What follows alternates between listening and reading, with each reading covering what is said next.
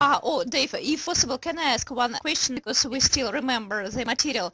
You know, when we had a talk to Anna, there was interesting phrase to celebrate festivals. Yes, we said, can we say to celebrate holidays? So it's not a good variant. Oh, I think holiday weekend. Holiday weekend. Maybe. Holiday doesn't mean weekend and it doesn't mean festival. Well, it can do sometimes. Really, a holiday is usually used when you go on holiday. So you go abroad or it's during your time off. But we also talk about the school holidays.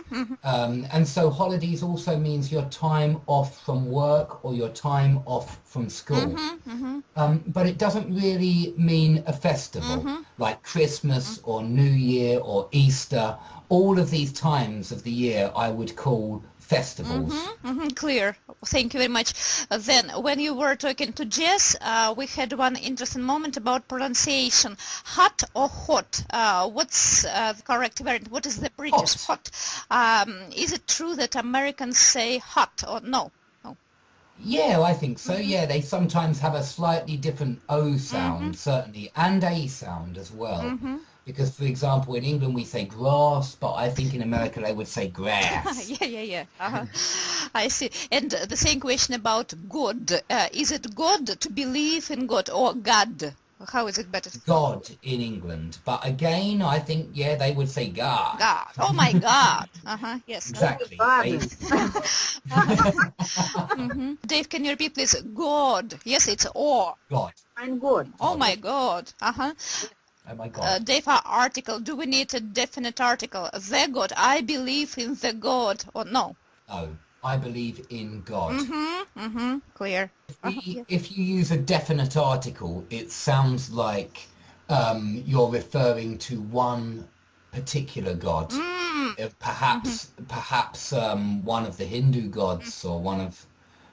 if you just say, I believe in God, then it sounds much more Christian. Yeah, and one more question, Tatiana. She mentioned old woman. This film is not about old woman, but anyway, how is it better to say in English if it is an old lady? We cannot say that she is a grandmother, because grandmother, it's just within one family, yeah? Yeah, she might not be a grandmother. She might not have any children. Yeah, so we should say old lady, nothing else. No others here, yes? Yeah, old lady, old woman, pensioner. Pensioner, oh, you've got this word, pensioner. Pensioner, yeah, pensioner, someone on a pension. I thought that it's a purely Russian word. I see. No, we can say pensioner. We often say OAP, which means old age pensioner. Old age pensioner. Oh, I see. And then one more word, but it's just association. A homeless person. Do you have special abbreviation for this word, a homeless person? We don't have an abbreviation. We say a tramp. Tramp. A tramp. Clear. In America, they say a bum very often, which in England means bottom. Oh, yeah, a little bit abusive. Yeah, I mean, I think that the word tramp is very negative as well. It's not usually positive. Yeah. A beggar is the person who asks for money. Yes, it's a little... Exactly, yeah. I see. That's it. No more questions. I just want to inform all of us. Yes, Anna, Tatiana, Jess, if you accumulate some questions, you can also fix them down and ask them. Yeah. Yeah, with pleasure. Yeah. Dave, and you promised to give your opinion about Pretty Woman. What's the problem with the Pretty Woman? What's my problem with Pretty Woman? I don't like it because for me it's like so many American films which seem to suggest that happiness lies in a credit card.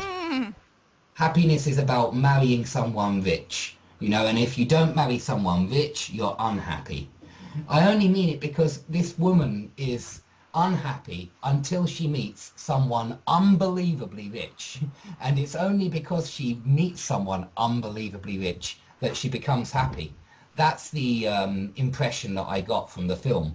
I mean, look at all the times when she has fun. It's when she is at places which are full of unbelievably rich people, like at the horse racing or at the, you know, these kind of events where you need a lot of money and extremely expensive clothes just to go. And the only time, in order to make her happy, Richard Gere gives her a credit card and she goes shopping. That's how you make a woman happy. You buy them presents. You don't have to do anything else. Just give them money and they will be happy. Yeah, absolutely. Satisfied. Thanks a lot. Yeah, Dave, can I ask several short questions about recent themes? Uh-huh. When Jess said, what is better say, to see the film or to watch the film, is there any difference? Watch the film is much better, but you will often hear English people say, have you seen Titanic? Have you seen this film? Have you seen that film? But watch is better. Mm-hmm. It's more global, yeah? Mm-hmm. Yeah, I would say that it's more correct even, but at the same time, you know, native speakers use this expression all the time, see, with films. But with TV, it's always watch. So I would err on the side of caution. I would be careful and just try and use watch as often as possible. Clear. Also, yeah. I'm sorry. What about the word movie? Is it used? Not in England so often. In England, we say film. In America, they say movie. Yeah. Dave, secret, enigma, mystery, is there any difference, especially in the context with which Jess meant when he spoke about secrets of death, secrets of love? Can we say enigma of death or no? Yeah, absolutely. But enigma sounds like some kind of problem which is difficult to solve or impossible to solve. An enigma. Mystery is just something not dark and supernatural, yes? Maybe, yeah, maybe. Or perhaps, I mean, lots of things could be mysterious. Anything, yeah, which defies rational explanation is a mystery. Motherland or fatherland, what is the correct thing? Well, we don't usually say either of those words. Because I have to admit that even listening to people say it reminds me of school and learning about Nazi Germany. It really does. Because I don't think you will ever hear an English person refer to England as their motherland or their fatherland. They will probably call it their native land, if anything. I think people are perhaps not so in love with their country in this country. Not so many patriots. There are some, but I don't think there are many. So patriotism is not fashionable, yeah? Perhaps, yeah. I mean, especially with young people. Of course, there are nationalists in this country, and so I don't want to say that it doesn't exist. But I think that over time, especially thanks to the liberal media, over time, patriotism has become even suspicious, almost like you're becoming a nationalist if you love your country. Do you understand what I mean? I think it's thanks to the liberal media. I really do. We understand. We have similar. You might guess that I don't like the liberal media from that expression, but I don't think of myself as a patriot either, for that matter. It's a rare case, yes, for our times. And you know, it's an interesting theme because globalism is coming. We have the same situation about it. Yeah. I don't like globalism either. I would much rather that there were different countries and different languages. Different cultures. And different people. Yeah, different cultures. I don't like the idea of there being just one language, for example. I think that would be terrible. Exactly, because it means the same culture and, yes, no diversity. Yeah. Dave, big list or long list? A long list sounds better. But again, you will hear native speakers say big list. It doesn't collocate too badly. Clear. And two more short questions. Madonna in Anna's story. How is it better to say for a regisseur, film producer or film director? I thought that regisseur was producer, but I'm not certain because I'm not very good with... I'm not even certain. What is the difference between a producer and a director? Producer is something about financing, it seems to me. A director, it's just about the idea. It sounds like you know those words better than me. Yes, and Dave, Tatiana, yeah? Yeah, the director is the man who can make films. makes I it. see. So they're the person who actually directs the actors into different And positions. producer, it's a man for For production. production, who sponsors probably. Yeah. Sponsor, this man can find sponsor all time. I And see. can move to this film in our market. So Steven Spielberg is a director, yeah? Am I right? No, it seems so. It seems to me that he combines two functions. Yeah, he probably. I see, he's both.